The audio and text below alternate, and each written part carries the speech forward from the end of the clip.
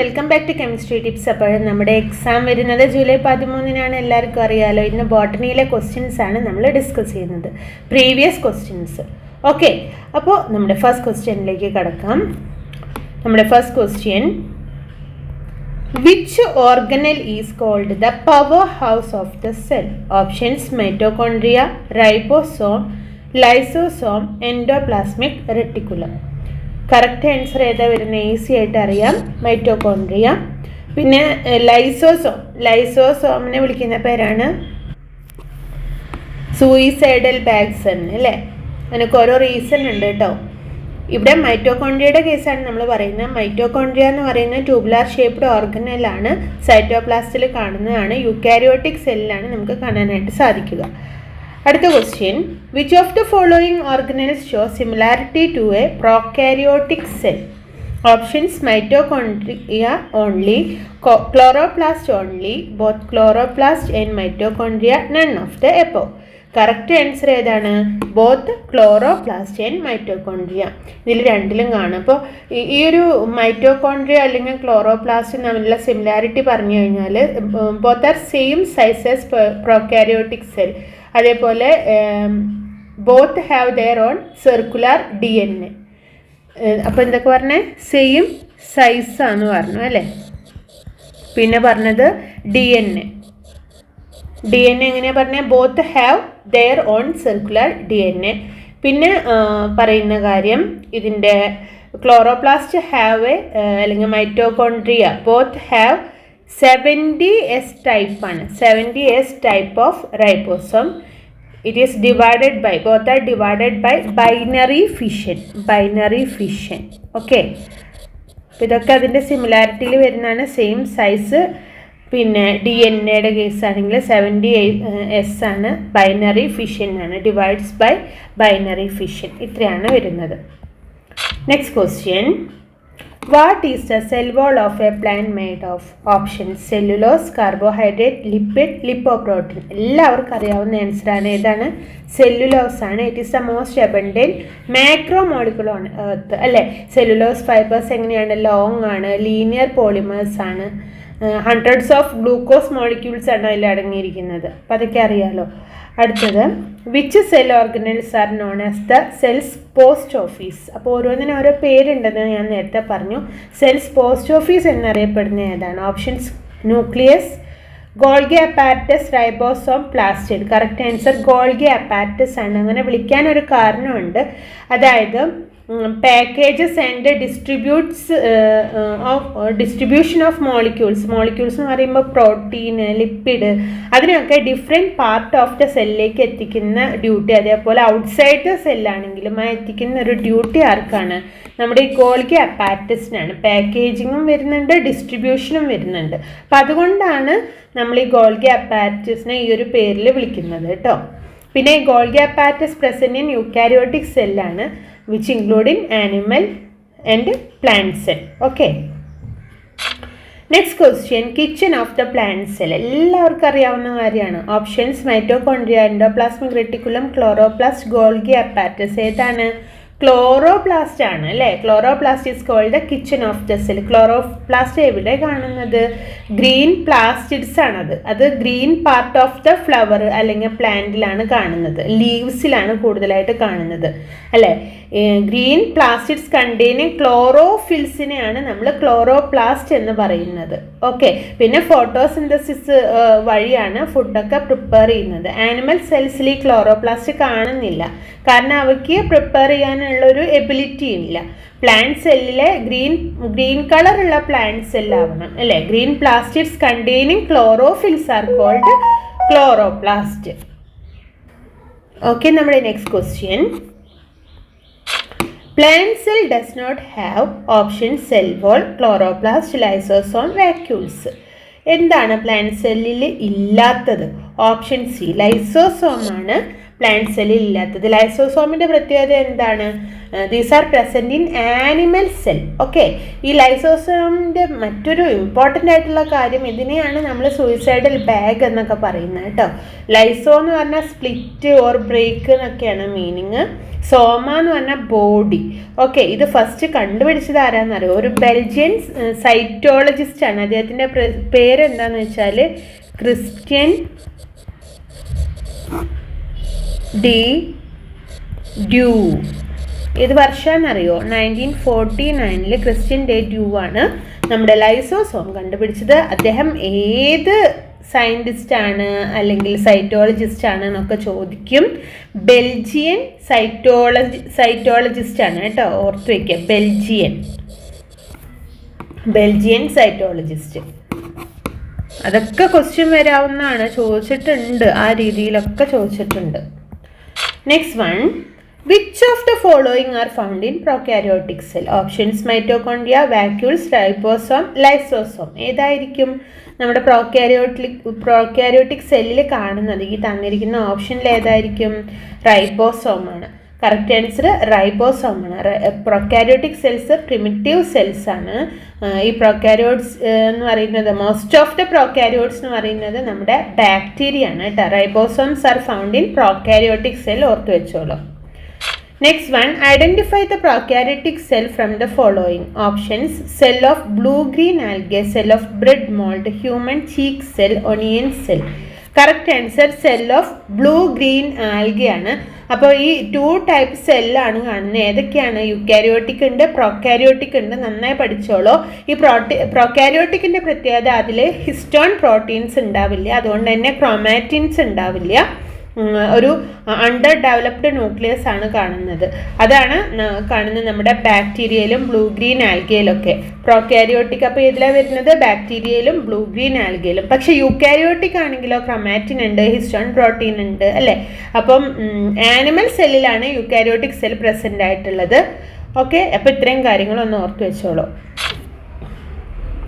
Next question, during which stage of mitosis the spindle fibers are formed and get attached to the chromosome?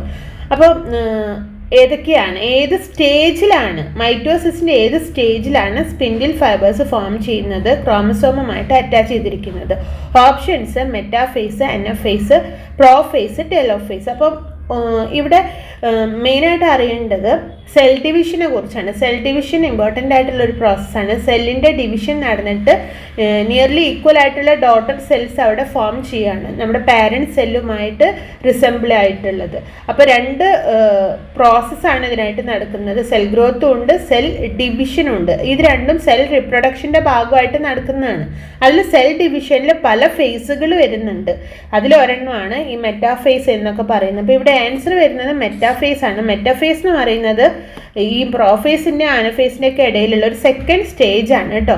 അവിടെ വെച്ചിട്ടാണ് നമുക്ക് spindle fibres form ചെയ്യുന്നതും and attached to the chromosome. അപ്പോൾ metaphase ആണ് നമുക്കിവിടെ answer ആയിട്ട് വരുന്നത്.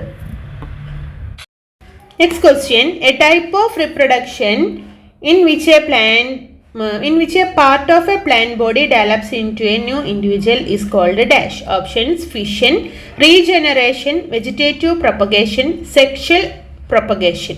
അപ്പോൾ ഇവിടുത്തെ പ്രത്യേകത എന്താണ്? ഒരു റിപ്രൊഡക്ഷൻ മെത്തേഡാണ്. പാർട്ട് ഓഫ് എ പ്ലാന്റ്, കണ്ടോ, part of a plant body develops into new individual. അത് വരുന്നതാണ് വെജിറ്റേറ്റീവ് പ്രൊപ്പഗേഷൻ എന്ന് പറയുന്നത്. അപ്പോൾ ഈ വെജിറ്റേറ്റീവ് റിപ്രൊഡക്ഷൻ എന്ന് പറഞ്ഞാൽ എന്താണ്? It is a reproduction method in which part of a plant body develops into new individual. അതിൽ വരുന്നതാണ് വെജിറ്റേറ്റീവ് പ്രൊപ്പഗേഷൻ. അതൊരു അസെക്ഷൽ റിപ്രൊഡക്ഷൻ ആണ്. സെക്ഷൽ റിപ്രൊഡക്ഷൻ ഉണ്ട്, അസെക്ഷൽ ഉണ്ട്. വെജിറ്റേറ്റീവ് പ്രൊപ്പഗേഷൻ എന്ന് പറയുന്നത് അസെക്ഷൽ റിപ്രൊഡക്ഷൻ ആണ്. ഒരു ന്യൂ പ്ലാന്റ് പ്രൊഡ്യൂസ് ചെയ്യുന്നത് ചിലപ്പോൾ റൂട്ട്സിൽ നിന്നാവാം, പ്ലാന്റിൻ്റെ റൂട്ട്സിൽ നിന്നാവാം, സ്റ്റെമ്മിൽ നിന്നാവാം അല്ലേ. സോറി, സ്റ്റെമ്പ് എന്നൊക്കെ കാണിച്ച്, സ്റ്റെംസിൽ നിന്നാവാം, അല്ലെങ്കിൽ ലീവ്സിൽ നിന്നാവാം, ദെൻ ബഡ്സ്. ഇപ്പോൾ പ്ലാന്റ്സിനൊക്കെ ഇഷ്ടമുള്ളവരാണെങ്കിൽ ഇതറിയാം, റൂട്ടിൽ നിന്ന് നമ്മൾ കിഴങ്ങിൽ നിന്ന് ചില പ്ലാന്റ്സ് ഒക്കെ പ്രൊഡ്യൂസ് ചെയ്യും. സ്റ്റെമ്മ് കുത്തിയിട്ടുണ്ടാവാറുണ്ട്. ലീവ്സ് അല്ലേ, നിശാഗന്ധിയ തോന്നുന്നുണ്ട്. അതിൻ്റെ ഇല വെച്ച് കഴിഞ്ഞാൽ നമുക്ക് ഇല മുളച്ചി എന്നൊക്കെ പറയുന്ന സംഭവമൊക്കെ നിങ്ങൾക്ക് അറിയുന്നുണ്ടാവും. അപ്പം അങ്ങനെ ബഡ്സ് വഴി ഉണ്ടാവും. അപ്പോൾ ഓരോന്നും ഉണ്ടാവുന്ന എന്താണ്, part of a plant body ആണെങ്കിൽ അത് വരുന്നതാണ് വെജിറ്റേറ്റീവ് പ്രൊപ്പഗേഷനിൽ. ഇനി next question, The reproduction process in which only a single parent is involved is called option in vitro fertilization, external fertilization, sexual reproduction, asexual reproduction. Correct answer വരുന്നത് asexual reproduction ആണ്. പേര് കേട്ടാൽ അറിയാം അവിടെ സിംഗിൾ പാരന്റ് ആണ്, sexual reproduction അല്ല. Answer എന്താണ്? Asexual reproduction ആണ്. അസെക്ഷൽ റിപ്രൊഡക്ഷൻ എന്ന് പറയുന്നത് എന്താണ്? ഈ പുതിയ offsprings are produced by a single parent without the involvement of gametes or fertilization. അവിടെ ഗാമേറ്റ്സിൻ്റെ ഇൻവോൾവ്മെൻ്റ് ഇല്ല, അല്ലെങ്കിൽ ഫെർട്ടിലൈസേഷൻ ഒന്നും നടക്കുന്നില്ല കേട്ടോ. പിന്നെ സെക്ഷൽ റിപ്രൊഡക്ഷനെ നമുക്ക് അതിൽ ഇൻക്ലൂഡ് ചെയ്യുന്നതാണ് നമ്മുടെ binary fission in bacteria, budding in east, fragmentation in star fish, അതൊക്കെ അതിൽ വരുന്നതാണ്. Budding is a mode of asexual reproduction seen in which of the following organism? Options Hydra, Planaria, Amoeba, Starfish. Correct answer വരുന്നത് hydra ആണ്. ഹൈഡ്രയിൽ ഏത് മോഡാണ് നടക്കുന്നത്? Budding ആണ് നടക്കുന്നത്, ഓർത്ത് വെച്ചോളൂ കേട്ടോ. Next question. The sexual reproductive part of the plant are options flowers, stamens, pistil, zygote. Correct answer flowers. പരാഗണം നടക്കുക എന്നൊക്കെ നമുക്കറിയാവുന്ന കാര്യങ്ങളാണ് അല്ലേ. അപ്പോൾ ഫ്ലവേഴ്സ് ആണ് sexual reproductive part of the plant. Vegetative propagation is most common in options fern sporophyte, fern gametophyte, riccia gametophyte, riccia sporophyte. ഇപ്പോൾ ഇവിടെ കറക്റ്റ് ആൻസർ വരുന്നത് റിക്കിയ ഗാമറ്റോഫൈറ്റ് ആണ് കേട്ടോ, ഓർത്ത് വയ്ക്കുക. ഈ vegetative propagation is most common in the gametophyte of riccia. Okay, അപ്പോൾ വളരെ ഇമ്പോർട്ടൻ്റ് ആണ്. It can occur through branches, gemma formation, tubers ഒക്കെ ഉണ്ട്. അപ്പോൾ ഒന്ന് നോട്ട് ചെയ്ത് വെച്ചോളൂ. Next one. In vegetative propagation cuttings are mostly taken from options shoots of parent, roots and stems of parent, buds of parent, leaves of parent. Correct answer ഏതാ അറിയോ? Option B ആണ്, roots and stems of parent. In vegetative propagation cuttings are mostly taken from roots and stems of parent. Okay, next question. Self pollination will lead to options overbreeding, outbreeding, inbreeding, all of the above. Correct answer inbreeding. Option C ആണ്. Option C ആണ് answer വരുന്നത്. Next one. What is the process of transferring of pollen from a male part of a plant to a female part of the plant? Transferring of pollen from a male പാർട്ടിൽ നിന്ന് എവിടേക്കാണ്? Female പാർട്ടിലേക്ക്. അതിനെ വിളിക്കുന്ന പേരെന്താ? ഇത് കേട്ടാൽ അറിയാം അല്ലേ? പോളിനേഷൻ. പോളിനേഷൻ എന്നാണ് അതിനെ വിളിക്കുന്നത്. പിന്നെ ഇവിടെ പറയുന്നുണ്ട് എംബ്രിയോജനി എന്ന് പറഞ്ഞു കഴിഞ്ഞാൽ formation and development of the embryo തന്നെയാണ് അല്ലേ. പിന്നെ അതുപോലെ പോളിനേഷൻ ബൈ വിൻഡ് ആണെങ്കിൽ അതിനെ വിളിക്കുന്ന പേരാണ് അനിമോഫിലി. ഒന്ന് നോട്ട് ചെയ്തോളൂ, ചോദിക്കാറുണ്ട് കേട്ടോ. അനിമോഫിലി എന്ന് പറഞ്ഞാൽ pollination by wind. Pollination by wind ആണെങ്കിൽ വിളിക്കുന്ന പേരാണ് അനിമോഫിലി. പോളിനേഷൻ ഇവിടെ നോട്ട് ചെയ്യുക, വിൻഡ്. പോളിനേഷൻ ബൈ വാട്ടർ ആണെങ്കിലോ ഹൈഡ്രോഫിലി. പോളിനേഷൻ ബൈ വാട്ടറിനെ വിളിക്കുന്ന പേരാണ് ഹൈഡ്രോഫിലി. പോളിനേഷൻ ബൈ ഇൻസെക്റ്റ് ആണെങ്കിലോ എൻഡമോഫിലി. എൻഡമോഫിലി. Okay, insect. ഇപ്പം നമ്മൾ ചെറിയ ക്ലാസ്സിലൊക്കെ പഠിച്ചുള്ള കാര്യങ്ങളാണ് അല്ലേ. പോളിനേഷൻ പല രീതിയിൽ നടക്കാം, ഏതൊക്കെയാണ് അതിനനുസരിച്ച് പേരിലും വ്യത്യാസം വരും. Next one. The stages of the embryo in which all the body parts can be identified is called a options zygote, embryo, fetus, ovum. The stage of the embryo in which all the body parts can be identified. എല്ലാ body പാർട്സും identify ചെയ്യുന്നത് അത് ഏത് സ്റ്റേജിലാണ്? Correct answer ഏതാണ്? Foetus.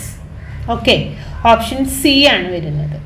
അപ്പം embryo എന്ന് പറയുന്നത് it is the initial stage of development of the animal. Initial stage ആണ്. What is farming along with the animal husbandry called? Options mixed farming, horticulture, dairy farming, truck farming. എന്താണ് question? Farming along with animal husbandry. എന്താണ് answer വരുന്നത്? Mixed farming ആണ് correct answer വരുന്നത് കേട്ടോ. Next one, the agriculture method of breeding and raising livestock is called dash. Options: apiculture, animal husbandry, sericulture, cloning. Correct answer animal husbandry. A new sheep breed Hizadale is obtained by outcrossing, interspecific hybridization, crossbreeding, none of the above. Correct answer വരുന്നത് option C, crossbreeding. Next question, which plant did Gregor Mendel use for hybridization or crossbreeding? Options: potato, pea, beet, apple. Correct answer ഏതാണെന്നറിയോ? Pea ആണ്. Gregor Mendel use for hybridization or cross breeding ഏത് plant ആണ്? Pea ആണ്. Gregor Mendel ആണ് ഈ P plant use ചെയ്തത് കേട്ടോ. Among the following, which one is related to Blue Revolution in India? Floriculture, sericulture, pisciculture, horticulture. നിങ്ങൾക്ക് അറിയാവുന്ന കാര്യമാണ്. ഓരോ റെവല്യൂഷൻസ് ഉണ്ടായിട്ടുണ്ട്. ബ്ലൂ റെവല്യൂഷൻ മീനിനെ കുറിച്ചാണ്. പിസ്സികൾച്ചറാണ്. ഓക്കെ, ഇത് ലോഞ്ച് ചെയ്തത് 7th 5-year പ്ലാനിലാണ്. പഞ്ചവത്സര പദ്ധതി അല്ലേ, 7ാം പഞ്ചവത്സര പദ്ധതി 1985 മുതൽ 1990 വരെ, 1985 to 1990. ഓക്കെ, 7th 5-year പ്ലാനിലാണ് ഇത് ലോഞ്ച് ചെയ്തിട്ടുള്ളത്. ചൈനയിലാണ് ഫസ്റ്റ് സ്റ്റാർട്ട് ചെയ്തത്. ചോദിക്കാൻ സാധ്യതയുണ്ട്. ദെൻ അടുത്ത question, Saccharum barberi and Saccharum officinarum are different varieties of. Options: sugarcane, maize, wheat, rice. Correct answer sugarcane. ആ സക്കാരം എന്ന് പേര് കേട്ടാൽ തന്നെ നമുക്കൊരു സാക്കറിൻ്റെ ലുക്ക് ഉണ്ട്. അപ്പോൾ തന്നെ നമുക്കറിയാം അത് ഷുഗർ കെയിൻ ആയിരിക്കും അല്ലേ. ഓക്കെ, അപ്പോൾ ഒന്ന് ഓർത്ത് വെച്ചോളൂ.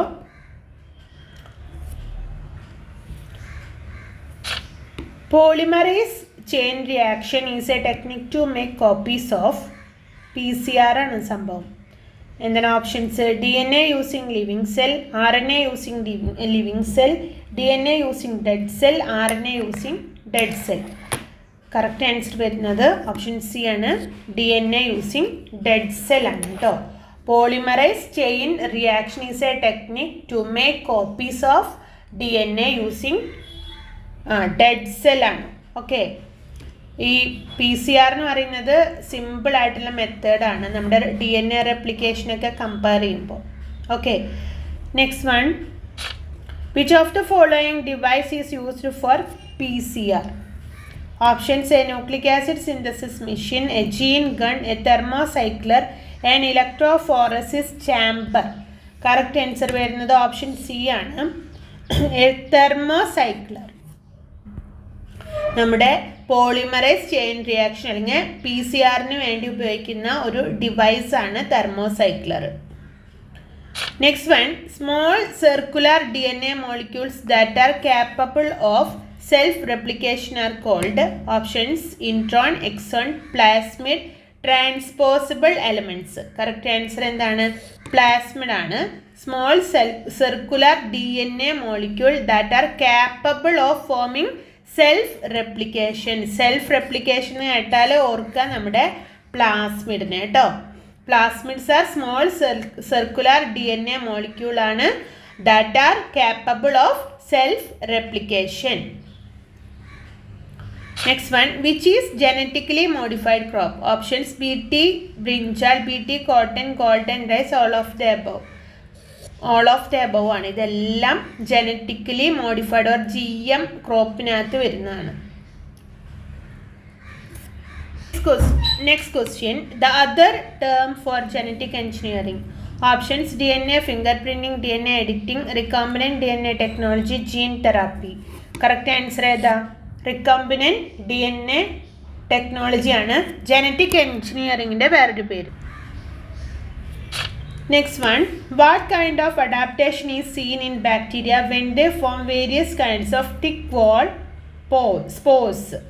Options migrate, conform, suspend, regulate. Correct answer suspend ആണ്. What kind of adaptation is seen in bacteria when they form various kinds of thick-walled spores? ഏതാണ് ഏതൊരു ടൈപ്പ് സസ്പെൻഡ് ആണ് വരുന്നത് കേട്ടോ. The substance that causes the maximum air pollution is option smoke, carbon monoxide, sulfur dioxide, nitrogen dioxide. Correct answer option C, sulfur dioxide. The substance that cause maximum air pollution ഏതാണ്? Sulphur dioxide. Maximum air pollution ഉണ്ടാക്കുന്നത് sulphur dioxide എന്ന് പറഞ്ഞാൽ SO2 എന്നായിരിക്കും ചിലപ്പോൾ ഓപ്ഷനിൽ തന്നിട്ടുണ്ടാവുക. അപ്പോൾ chemical ഫോമിലൂടെ ഒന്ന് ഓർത്ത് വെച്ചോളൂ. ടോക്സിക് ഗ്യാസ് ആണ്. ബേൺഡ് മാച്ചിൽ നിന്നൊക്കെ ഉണ്ടാകുന്ന സ്മെൽ ഓഫ് ബേൺ മാച്ചുമായിട്ട് റിലേറ്റ് ചെയ്തിട്ട് പറയുന്നതാണ്. പഞ്ചൻറ്റ് സ്മെല്ലിംഗ് ആണ്. കളർലെസ് ഗ്യാസ് ആണ്. ഓക്കെ, ഈ വോൾക്കാനിക് ആക്ടിവിറ്റീസിനും ഇൻഡസ്ട്രിയൽ പ്രോസസ്സിൻ്റെ ഭാഗമായിട്ടും സൾഫ്യൂരിക് ആസിഡിൻ്റെ പ്രൊഡക്ഷൻ്റെ ഭാഗമായിട്ടൊക്കെ ഉണ്ടാവുന്നതാണ്. It cause a range of harmful effect of the lungs. നമ്മുടെ ശ്വാസകോശത്തിനെ വളരെ കാര്യമായി ബാധിക്കുന്ന ഒന്നാണ്. Acid rain is due to air pollution by options carbon dioxide, carbon monoxide, methane, nitrous oxide and sulphur dioxide. Acid റെയിനിന് കാരണമായിട്ടുള്ളത് ഏതാണ്? നൈട്രസ് ഓക്സൈഡ്, അതുപോലെ സൾഫർ ഡയോക്സൈഡ്. ഈ ഗ്ലോബൽ വാർമിങ്, ആസിഡ് റെയിൻ അതൊക്കെ ചോദിക്കും. താജ്മഹലിൻ്റെ ഭംഗി നഷ്ടപ്പെടാൻ കാരണം എന്താണെന്നൊക്കെ ഒരു സ്ഥിരം ക്വസ്റ്റ്യൻ ആണ്. ആസിഡ് റെയിൻ ആണ് അല്ലേ കാരണം. അപ്പോൾ ആസിഡ് റെയിൻ എന്താണെന്നൊക്കെ മനസ്സിലാക്കി വെക്കുക. അതായത് acid rain is the rainfall that has been acidified ആയിട്ടുള്ള റെയിൻ ആണ് ആസിഡ് റെയിൻ. ഓക്സൈഡ്സ് ഓഫ് സൾഫറും നൈട്രജനും റിയാക്ട് ചെയ്തിട്ടാണ് നമ്മുടെ ഈ അറ്റ്മോസ്ഫിയറിനെ ഇങ്ങനെ ആസിഡിക് ആക്കുന്നത്. ആസിഡ് റെയിനിൻ്റെ pH ചോദിക്കും. 5.6 മറ്റോ ആണ് pH വരുന്നത്. ലെസ് ദാൻ റെയിൻ വിത്ത് pH ലെസ് ദാൻ 5.6 ആണ് കേട്ടോ. ഒന്ന് ചെക്ക് ചെയ്തോളൂ. പിന്നെ ഇതിൻ്റെ ഭാഗമായിട്ട് നമ്മുടെ ലേക്സും സ്ട്രീംസും ഫോറസ്റ്റും പ്ലാന്റ്സ് ആനിമൽസ് ഒക്കെ എന്താണ് ഡാമേജ്ഡ് ആയിട്ട് മാറും. അപ്പോൾ ആസിഡ് റെയിനിൻ്റെ pH ഒക്കെ ചോദിക്കാറുണ്ട്. അതൊന്ന് നോട്ട് ചെയ്യണം നിങ്ങൾ. അതുമായിട്ട് റിലേറ്റ് ചെയ്തിട്ട് എപ്പോഴും ക്വസ്റ്റ്യൻ വരാറുണ്ട്. Next one global warming. അതും വളരെ ഇമ്പോർട്ടൻ്റ് ആണ്. Global warming, greenhouse effect അതൊക്കെ ചോദിക്കും. Global warming is caused by methane, nitrogen dioxide, greenhouse gases, hydrogen. Greenhouse gases ആണ് നമ്മുടെ ഗ്ലോബൽ വാർമിങ്ങിന് കാരണമായിട്ടുള്ളത്. ഗ്രീൻ ഹൗസ് ഇഫക്റ്റ് എന്താണെന്ന് ചോദിക്കും. ഏതൊക്കെയാണ് ഗ്രീൻ ഹൗസ് ഗ്യാസസ് എന്ന് ചോദിക്കും. അപ്പം അതൊക്കെ മനസ്സിലുണ്ടാവണം. Next one, which of the following is not the impact of deforestation in India? Options drying of water resources in mountain, loss of biodiversity, urbanisation, soil erosion. Correct answer urbanisation ആണ്. It is not the impact of deforestation. ഡീഫോറസ്റ്റേഷനൊക്കെ അറിയാലോ, വനനശീകരണം എല്ലാം നമുക്ക് അറിയാവുന്ന terms തന്നെയാണ്. അപ്പം deforestation എന്ന് പറഞ്ഞു കഴിഞ്ഞാൽ large scale of removal of trees from forest, അല്ലെങ്കിൽ മറ്റുള്ള ഫോറസ്റ്റിൽ നിന്ന് തന്നെ ആവണമെന്നില്ല, അതർ ലാൻഡിൽ നിന്നാവാം. അത് എന്തുകൊണ്ടാണ് നമ്മളെ ഫ്ലാറ്റുകളും മറ്റ് ബിൽഡിങ്ങുകളൊക്കെ വരുന്നതിൻ്റെ ഹ്യൂമൻ ആക്ടിവിറ്റിയുടെ ഭാഗമായിട്ടാണ് ഈ ലാർജ് സ്കെയിൽ ഓഫ് റിമൂവൽ നടക്കുന്നത്. അത് നമ്മുടെ എൻവയോൺമെൻറ്റിനെ കാര്യമായി ബാധിക്കും. ലിവിങ് ആൻഡ് നോൺ ലിവിങ് ഓർഗാനിസത്തിനെയൊക്കെ എഫക്റ്റ് ചെയ്യുന്ന ഒരു കാര്യമാണ് അല്ലേ. Okay, next one, which of the following act as pioneer species in a xerarch succession. Okay, options lichen, human, herb, none of the above. ഇവിടെ ആൻസർ വരുന്നത് ലൈക്കൻ ആണ് കേട്ടോ. അപ്പോൾ നമ്മുടെ ക്ലൈമാക്സ് കമ്മ്യൂണിറ്റിയുമായിട്ട് റിലേറ്റ് ചെയ്തിട്ടുള്ള ടേംസ് ആണ് ഇതൊക്കെ കേട്ടോ. സെറാർക്ക്, ഹൈഡ്രാർക്ക് എന്നൊക്കെ പറയുന്നത്. അതിൽ സെറാർക്ക് എന്ന് പറയുന്നത് ഇതുമായിട്ട് കണക്ട് ചെയ്തിരിക്കുന്നു, ലൈക്കനുമായിട്ട്. അതുപോലെ ഹൈഡ്രാർക്ക് ഉണ്ട്. ഹൈഡ്രാർക്ക് എന്ന് പറയുന്നത് ഫൈറ്റോ പ്ലാങ്ക്ടൺ അതുമായിട്ട് റിലേറ്റ് ചെയ്തിട്ടുണ്ട്. അപ്പം ജസ്റ്റ് ഒന്ന് നോട്ട് ചെയ്തോളൂ. ഹൈഡ്രാർക്ക് സക്സഷൻ ഇതെന്തുമായിട്ടാണ് റിലേറ്റ് ചെയ്തിരിക്കുന്നത്? Phyto plankton.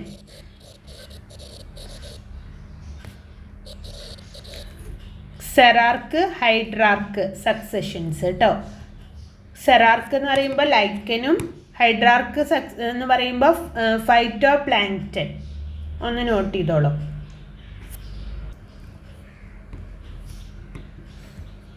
Next one, which one of the following is an antibiotic and renewable resource? Options iron or livestock, water, forest. Correct answer വരുന്നത് water ആണ്. It is N abiotic ആണ് കേട്ടോ, sorry, abiotic and renewable resource ആണ് water. നമുക്ക് എല്ലാവർക്കും അറിയാവുന്നതാണ്. ഈ abiotic factor എന്ന് പറഞ്ഞാൽ ഓൾ നോൺ ലിവിങ് ഫാക്ടേഴ്സ് വരും. Chemical and physical factors present in the atmosphere, hydrosphere and lithosphere. അതാണ് abiotic factor. Water, sunlight, air, minerals, soils, അതൊക്കെ അബയോട്ടിക് ഫാക്ടേഴ്സിന് എക്സാമ്പിളാണ്. പേര് കേൾക്കുമ്പോൾ എന്താ വലിയ സംഭവം തോന്നും. ഈസിയാണ്. Water, sunlight, air, minerals, soils ഒക്കെ എന്താ വരുന്നത്? അബയോട്ടിക് ഫാക്ടേഴ്സിൽ വരുന്നതാണ് കേട്ടോ. Next one, identify the positive interaction from the following. Options: commensalism, competition, scavenging, predation. Correct answer വരുന്നത് ഓപ്ഷൻ സി, സ്കാവെഞ്ചിങ് ആണ് കേട്ടോ. It is A type of interaction where organism eats dead or rotting biomass such as animal flesh, plant material. അല്ലേ, ഇതിനൊക്കെ കഴിക്കുക.